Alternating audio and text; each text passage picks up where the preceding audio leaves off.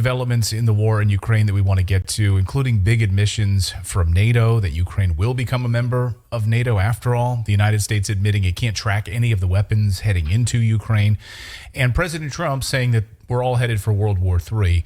This may be one of the most dangerous periods in American history. For more context and nuance, let's bring in Colonel Douglas McGregor. Colonel, great to see you. Welcome back to the show. Thanks. So let's start with the comments from NATO Secretary Jens Stoltenberg admitting that Ukraine will become a NATO member. Said it pretty emphatically. Listen. After the war, like, what's the sort of growth? So both NATO allies have agreed that Ukraine will become a member of our alliance, but at the same time, that is a long-term perspective. What is the issue now is to ensure that Ukraine prevail as a sovereign independent nation, and that therefore we need to support Ukraine. I see that the future of Ukraine is to be part of European Union and also member of NATO. So, Colonel, what are your thoughts on that? NATO, no, it's getting a new member in Ukraine. I don't think this is an admission as much as a stated goal. But having said that, I think the real purpose of this is to prevent any negotiations from being held. If you take the position that there is no alternative to NATO membership for Ukraine, you're effectively telling the Russians that their preference for a non-aligned neutral state in Ukraine is no longer up for discussion. That means Russians have to fight this war to the finish. There will be no negotiated settlement. And that's what Washington and London want. I don't think everyone else in Europe shares that view, but that's clearly the attitude in Washington and London. So just wiping Ukraine off the map is the alternative, if that's what Washington and London want? Well, I don't think they want that necessarily. I know that the Russians don't want that, but you just leave the Russians no choice. If you tell them that at the end of this war, whatever that means and whenever that occurs, that Ukraine will be a member of NATO, that turns everything back to an existential threat to Russia.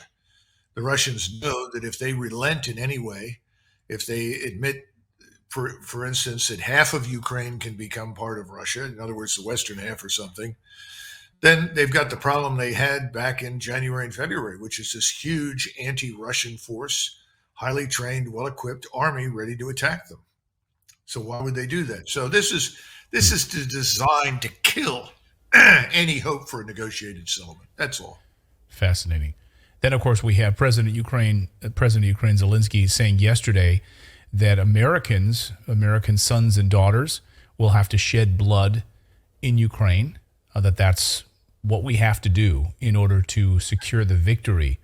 The U.S. will have to send their sons and daughters exactly the same way as we are sending their sons and daughters to war, and they will have to fight because it's NATO that we're talking about, and they will be dying, God forbid, because it's a horrible thing.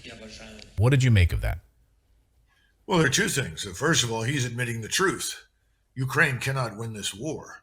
And the losses they've taken fighting the Russians in southern Ukraine have been horrific. The Russians have invited the Ukrainians, now certainly since September, to attack them in southern Ukraine relentlessly. And that's exactly what the Ukrainians have done. And they have taken horrendous losses. In December, January, first part of February, they were losing 1,000 men a day. Before that, it was roughly a battalion a day of 500, 600, 700. I think they're back to about a battalion a day now. It's dropped simply because they've run out of troops. And they've decided that they're going to hold Bakhmut to the last man. There are about 2,000 to 3,000 of them in Bakhmut. They're trying to put more reinforcements in there, but Bakhmut has been a bloodbath for Ukraine. And for every Ukrainian or for every Russian soldier who is killed and wounded, there have been 7 or 8 Ukrainians killed or wounded. This is a losing proposition for them. So in that sense, he's being honest. The only way he can win is with NATO help and specifically with us to come in, because obviously, with the exception of potentially the Poles, nobody else is going to join that. Now, the second part is this. Biden knows and his advisors know that if he tries to commit the United States to war in eastern Ukraine against Russia, he's finished. His administration is finished. It's over. That is not going to happen. That's an impossibility.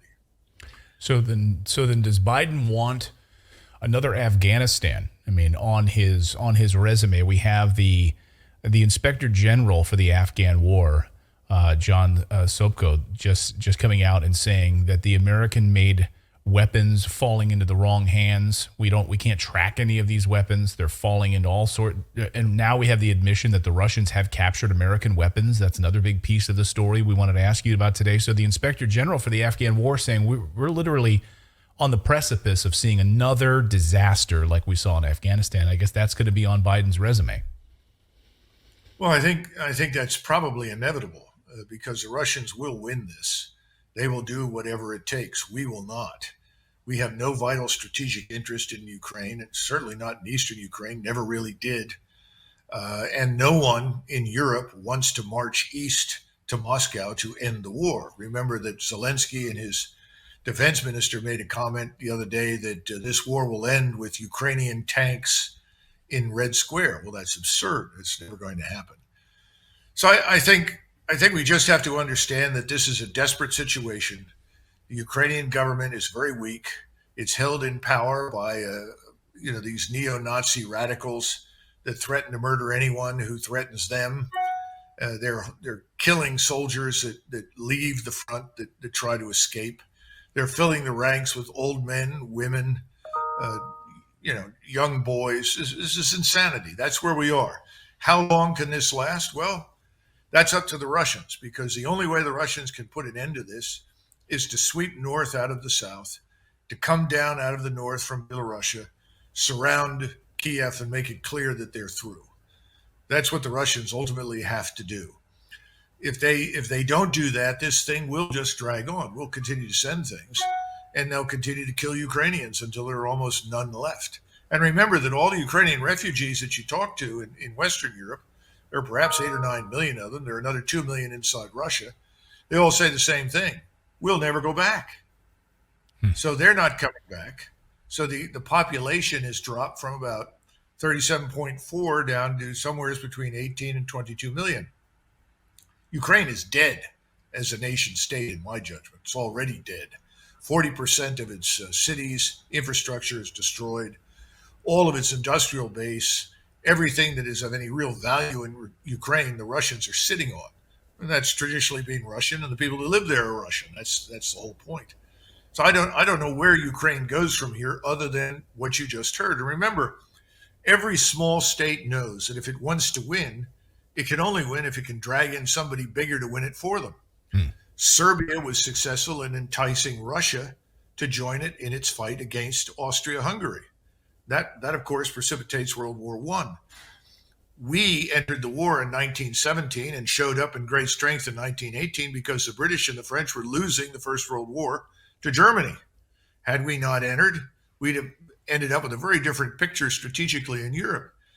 We were dragged in as a means of rescuing British and French imperialism. So, these things have happened before. I don't see any evidence that the American people will go along with this. And here's the other part. Our armed forces are in terrible shape. Right. I mean, who are you going to send? I think out of the entire army, somebody told me that we might be able to get 50,000 combat troops out there. That means the people that close with and destroy the enemy. The army is in shambles. I'm sure Milley has given this bad news to Biden and his friends. So I don't see anything like that happening. I think Zelensky is just hot air. He's saying whatever he has to try and stay in power. He wants us to do whatever is possible to keep him there. We want to keep him there. But the utility of maintaining him indefinitely is going to wear thin here over the next few months. Well, it seems like it's happening at a heightened or quickened pace at this point, but it seems like the United States is continuing to ramp up the amount of weapons. It's unbelievable. We have two stories in the same day where Lockheed Martin is ramping up production of HIMARS, sending those in to appease the need in Ukraine, while at the same time we have this admission that the U.S. simply really has no idea where these weapons are even going. So it seems like, Colonel, that we're going to continue to send in these long-range weapons, and that's what Ukraine's asking for. Well, remember, Clayton, we need to keep in mind that the money that supports all of this doesn't really leave Washington. It's just recycled through the military-industrial congressional complex machine. Right. So the Pentagon sends the things over and then takes the money that they get from Congress and they pour that into industry, the arms industry, telling them you have to replace what we're sending. And in addition to that, you need to produce more. And we're having trouble with that, by the way. We have no surge capacity. And people are talking about China right now. And what people don't understand in the United States, we did send our manufacturing base to China. That's true. We didn't do it voluntarily necessarily. It was done by the elites. They decided that was a way to make a buck. But the result is that China has an industrial base devoted to military production that is potentially twice the size of the industrial base we had during World War II. Now, we just snubbed China's proposal for peace. We wouldn't even consider it.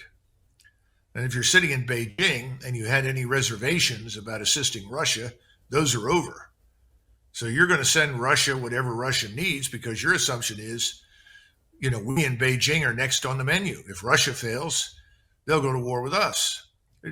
We don't seem to understand our impact on the rest of the world. And what we've done to ourselves is create an insoluble problem. So as far as weapons go, yes, we're going to continue to dump them in there because people back here are enriching themselves. There are people in Ukraine enriching themselves. We know the Ukrainians resell things all the time. We see them in Kosovo. We see them down in Iraq. We see them all over the place. That's not news. Although I was told this morning that I guess it's the General Accounting Office, I'm not sure, the IG, several people in Washington said that we've now gotten control of everything. So we have perfect visibility on all the weapons and where it goes. That goes along with sightings of unicorns and elves and Santa Claus and the Good Fairy. Right. But that's where we are. So no, it's not going to change. It's going to continue. And that's why the Russians have got to reach the conclusion that they're the only ones that can end this war. And they've got to do that. So what's left of Ukraine? I mean, you believe Ukraine is dead. It's done. I think it is. It's a great tragedy. I don't see how this Ukrainian nation state survives. It was always an artificial construct. You always had too many non-Ukrainians in it, which meant that you had to make a decision. Do we say, all right, you're a citizen of Ukraine, but you can be a Russian. You're a citizen of Ukraine, but you can be a Tartar. You're a citizen of Ukraine, but you can be whatever. As long as you swear allegiance to Ukraine and do business here, we'll work with you. You can have your own language, your own schools, and so forth. That opportunity was lost. That was part of the Minsk Accords. That's what the Russians were asking for. That's gone. So the area that the Russians are sitting on will never be turned back to the Ukrainians. The Russians will never leave that. That's part of Russia. More of Ukraine is going to be swallowed by Russia before this is through. I dare say most of the Ukraine east of the Dnieper River. But the Russians also know that Odessa and Kharkov are two Russian-speaking cities. They were never Ukrainian. They were always Russian. I'm sure they're going to insist on those. The real question is, what do you do with the rest of Ukraine, the western part of Ukraine, which really is Ukrainian, not partially Ukrainian, not Russified or anything else, really is Ukrainian?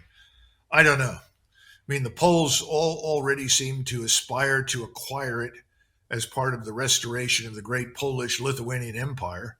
I don't know. I mean, there are all sorts of crazy ideas and views in play right now. None of this has anything to do with us, Clayton. Right. Nothing. Right. And that's why American soldiers are not going there to fight. Despite what Zelensky's calling for.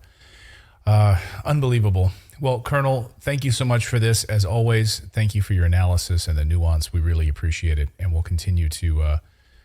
we'll continue to see how amazing Washington is, being able to track all of these weapons, that they have a pinpoint accuracy through Ukraine and the rest of the world. It's going to be fascinating. Thank you so much, Colonel. We really appreciate it, as always. Sure. Thank you.